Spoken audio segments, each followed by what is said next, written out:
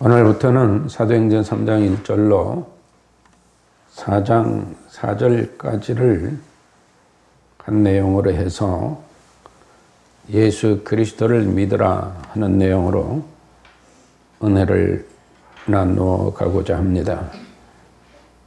그 첫 번째로 사도행전 3장 1절로 10절을 통하여서 하나님을 찬미하라, 하나님을 찬미하라 하는 내용으로 먼저 은혜를 나누고자 합니다. 우리는 사도행전 2장에서 예수 그리스도의 부활하시어서 제자들을 찾으시고 제자들이 보는 가운데 하늘로 올라가시고 전사들을 통하여 다시 오시겠다고 재강조하며 재림을 언약을 해 주셨습니다. 여기에 용기를 얻은 사도 등 120여 명의 제자들은 다락방에 모이게 되었고 그곳에서 하나님의 약속대로 성령 충만을 모두가 받게 됩니다. 사실 사도 등이 예루살렘 성전에 들어간다는 것은 굉장한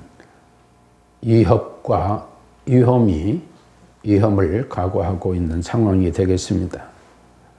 그 성전은 유대교의, 즉 유대 종교의 한 전당이라고 할 수도 있는 그런 곳이요, 또 정치적으로 굉장한 영향력을 발휘하는 곳이라고도 할 수 있겠습니다. 유대 지도자들은 저들을 향하여 저자들은 죽여 마땅한 자들이라고 생각하고 있을 때이기도 하였습니다. 그런 생명의 위협을 느끼고 도망다니고 했던 제자들이 그들에게는 죽음 따위가 두렵지 않았고 오직 예수님께서 분부하신 생명의 복음을 증인이 되라는 그것이 그들의 전부였다고도 할 수 있습니다. 그러나 작금에 예수 그리스도가 믿어지고 구원받았다는 우리 성도들은 어떠한 삶을 살아가고 있을까? 제 자신도 한번 돌이켜 봤습니다. 나는 재물 앞에 비굴하지 않은가? 권력 앞에 아부하고 있지 않는가?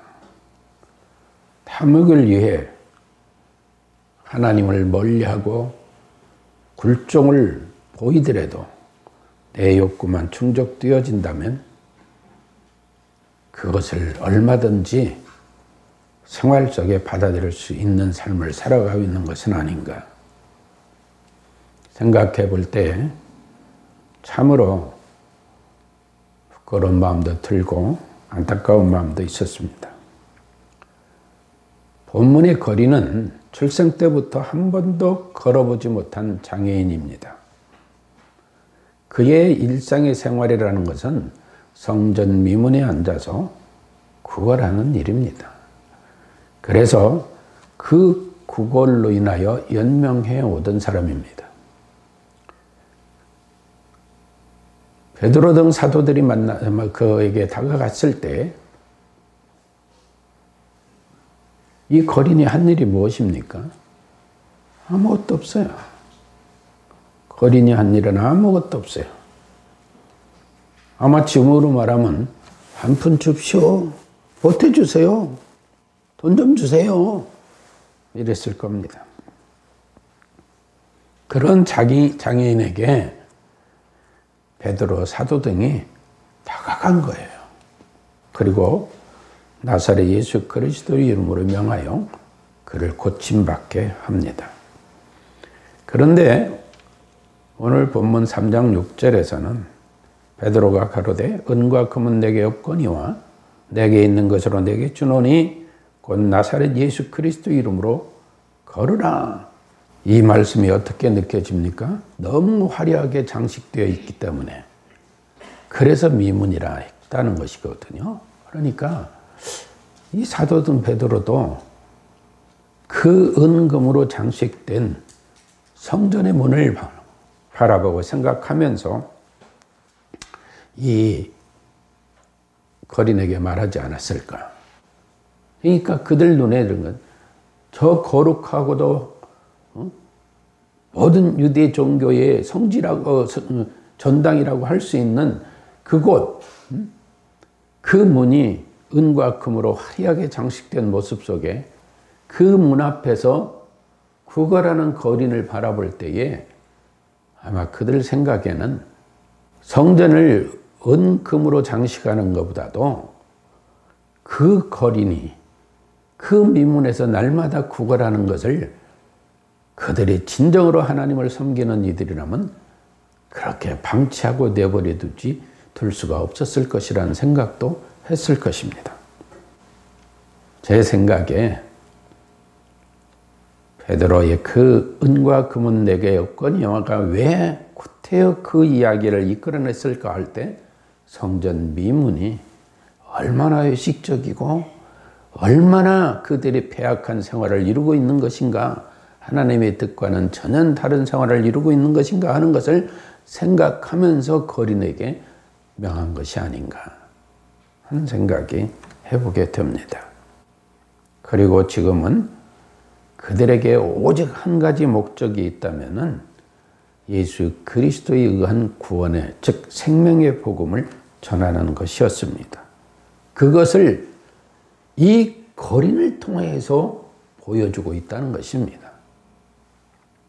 우리는 흔히 이 내용을 성령 충만받고 성령의 권능 안에서 기적을 행하는 쪽으로 많이 해석들을 하고 하나님의 능력을 자랑 삼아 이야기하는 경우도 있습니다. 그러나 생각해 봅시다. 예수님이 이 땅에 오신 목적이 무엇입니까? 예수 그리스도가 이 땅에 오신 것은 바로 하나님의 선택된 이 나면서부터 장애인인 이러한 자들을 구원하기 위하여 예수님이 이 땅에 오셨다는 것이죠.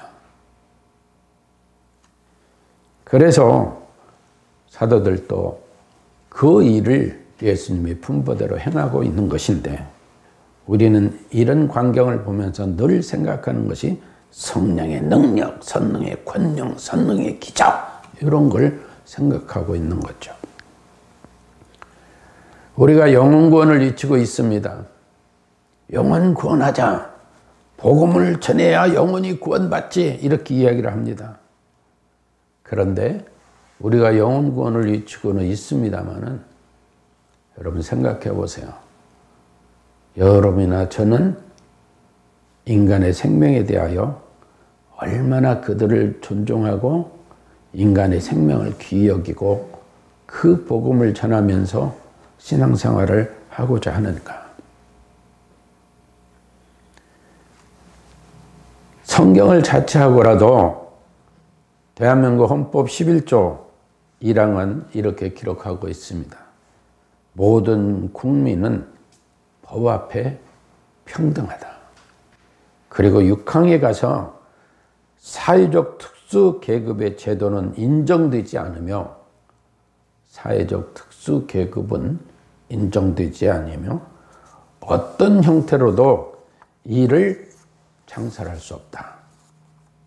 그런데 우리 주변을 보십시오. 우리 사회를 보십시오. 헌법은 그리 되어 있는데 사실상 그러한 특권 속에 살아가는 사람들이 많이 있잖아요. 그래서 여기도 쉬워요. 11조, 헌법 11조 1항 모든 국민은 법 앞에 평등하다. 그렇기 때문에 여러분 대통령을 뽑든 국회의원을 뽑든 모든 선거를 할 때 대통령도 한 표, 국무위원도 한 표, 국회의원도 한 표, 우리도 한 표예요. 이건 뭐예요? 대통령이나 국무위원이나 국회의원이나 우리나 헌법, 즉 법 앞에 평등한 권리를 누릴 수 있는 자격이 있다는 것입니다. 그런데 그리 되고 있다고 생각하십니까? 여러분 그런 생각이 들어요? 저는 2022년 10월 29일 이태원 참사의 희생자와 그 유가족들에게 과연 그러한 평등권이 있을까 하는 걸 생각해 보다 보니까 설교 준비를 못 하겠더라고요. 설교 준비가 안 돼요. 함에도 불구하고 우리 기독교인들이나 국가 지도자들은 이런 헌법적 그러한 자신의 권리만을 누릴 뿐이지 이렇게 힘들고 미문에 앉아 구걸하는 태생적으로 장애인이었던 이런 사람들이나 이런 희생과 병상에서 사투를 벌이고 있는 이들, 그들 유가족들과 그 가족들을 생각하면서 그들은 무슨 말을 뱉어내고 있는가 할 때 과연 대한민국은 평등권이 주장되는 민주주의 국가인가 하는 게 의문이 제기가 됩니다. 나아가 어떤 사람들은 입에 담을 수도 없는 조롱이나 막말들을 쏟아내고 심지어 놀러가서 가다가 죽은 것이 무슨 자랑이냐, 그들이 국가를 구하다 죽었냐, 사람이 그렇게 인정머리들이 없을까 하는 생각도 해봅니다. 여러분, 우리 정서는요, 우리하고 관계를 안 맺어도 잘 알지 못해도 이웃집 할아버지가 돌아가셨다 해도 그 가족들을 만나면 그냥 참 그들을 위로하는 마음으로 공손히 대하곤 합니다. 그런데 생때 같은 젊은이들이 160여 명이 희생되거나 병상에서 사투를 벌이고 있는데 그들을 향하여 막말을 쏟아낸다? 여러분, 상상도 할 수 없는 일이에요. 저는 그래서 하나님 앞에 기도해 봅니다. 하나님, 그 중에 기독교인은 없겠죠. 예수 믿는 사람은 없겠죠. 성도들은 없겠죠. 라고 한번 말해 봅니다. 여러분 생각해 보세요. 우리도 여름이 되면 바닷가로 산으로 놀러 가잖아요. 성수기 때는 사람들이 많이 모이니까 바닷가에 안전요원들을 배치합니다. 왜 안전요원들을 배치해요? 혹이라도 사고가 날까 봐서 생명을 잃는 사람들이 없도록 하기 위하여 그래서 안전요원들을 배치하는 겁니다. 다 바닷가 놀러 간 거예요. 산에 가면 산악 안전요원들이 다닙니다. 왜? 안전을 지키기 위해서, 생명을 지키게 하기 위해서. 그가 국가가 할 일이기 때문인 겁니다. 이게 국가의 의무예요. 제가 헌법을 보면서 34조를 봤어요. 헌법 34조는 1항은 이렇습니다. 모든 국민은 인간다운 생활을 할 권리를 가진다 했어요. 인간다운 생활을 한다가 아니라 인간다운 생활을 할 권리가 있다는 거예요. 권리. 지금 이태원 참사로 아픔을 겪고 있는 그 가족들이 권리를 누리고 있다고 생각하십니까?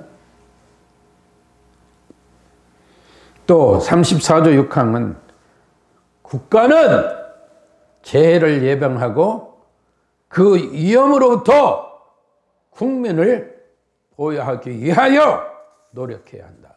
헌법이에요, 헌법. 34조 6항입니다. 그래서 안전요원도 배치하는 거고 이태원 참사도 그런 노력을 했으면 이런 사고가 안 일어났다는 얘기예요. 그 일이 코로나 때 1, 2년 빼고 오랫동안 지속된 일 아닙니까? 예. 우리 기독교적으로는 할로윈데이 받아들이지 못하죠. 받아들일 수도 없는 문화입니다. 그러나 그 사람들이 그런 걸 알고 합니까? 예수님은 십자가상에서 그 운명하시는 직전까지도 뭐라고 하셨어요? 아버지여, 저들은 저들의 하는 일을 알지 못하나이다. 그러니 그들 용서하라는 거예요. 그런데 우리 그리스도인은 지들 그따위 짓다 다 죽은 거 아니야? 그렇게 말할 수 있어요? 성경이 그렇게 얘기하나요? 예수님이 그렇게 우리에게 명령하셨나요? 우리가 생명의 복음을 왜 전해요? 복음 얘기할 때 왜 생명 얘기가 들어가요? 그냥 영혼 구원받게 하기 위해서요? 아니요. 인간의 생명을 존중하고 귀히 여기라는 거예요. 그런데 희생의 슬픔과 고통의 목놓아 통곡하는 이들을 조롱하면서 생명의 복음을 전한다고요? 제 자신을 돌아보니까 너무 마음이 아프고 슬퍼서 설교 준비를 못하겠더라고요. 안 되더라고요. 이 거린의 성전 미문 앞에 거린에게 다가간 베드로 등을 생각하니까 설교 준비가 안 돼요. 설교 준비가. 그래서 제가 김명희 목사한테 했어요. 내가 이 내용을 하면서 설교 준비를 못하겠다. 그래서 제가 성전 미문, 그 아름다운 문, 그 문이 은과 금으로 장식되어 있는데 그 앞에 나면서부터 걷지 못한 장애인이 구걸하는데 평생을 40여 년을 그렇게 지냈다는 거예요. 그게 유대 종교입니까? 그게 유대 국가예요? 그래서 하나님께서는 베드로 등을 그에게 다가가서 성전에 들어가기 전에 행한 일인 거예요.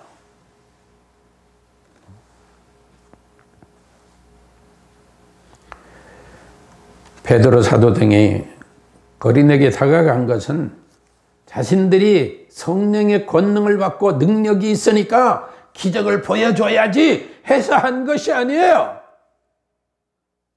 빈복이 이천 없이 생명을 구하러 오신 예수 그리스도의 분부대로 그 거린을 사랑하는 마음으로, 그를 구원하고자 하는 마음으로 그 은혜 가운데 다가갔던 것입니다. 작금에 우리는 어떻습니까?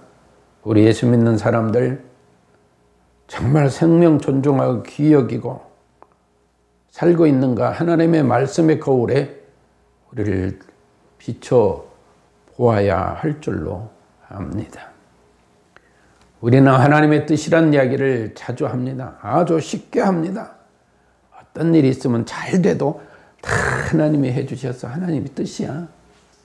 잘못됐으면 그래도 위로하기 위하여, 그래도 하나님의 뜻 안에서 하나님의 뜻이 있겠지? 이렇게 말들을 합니다. 하나님의 뜻을 얘기를 잘 합니다. 아주 쉽게 말해요. 예, 하나님 뜻을 따라야죠. 예수 그리스도가 이 땅에 오신 것도, 우리 죄를 대신하여 십자가에 죽으신 것도, 부활승천하고 다시 오시겠다고 약속하신 것도 다 하나님의 뜻을 이루는 것이었죠. 그러나 생명의 구주이신 예수 그리스도를 십자가에 죽게 한 자들, 그 동조자들, 방관자들 등도 하나님의 뜻에서 벗어날 수 없습니다. 왜? 하나님의 진노와 징벌을 반드시 받아야 되기 때문입니다. 이것 또한 하나님의 뜻입니다. 성경이 그렇게 기록하고 있어요. 성경이. 우리의 구원도, 하나님의 은총도 하나님의 뜻 안에서 이루어진 거고, 우리가 성도로 살아가는 것도 하나님의 뜻 안에 살아야지만, 패약하고 악한 세대에서 생명을 존중하지 못하고 예수님을 죽인 것 같은 악한 행위로 살아가는 그들에게 하나님의 진노와 징벌이 있는 것 또한 하나님의 뜻이에요.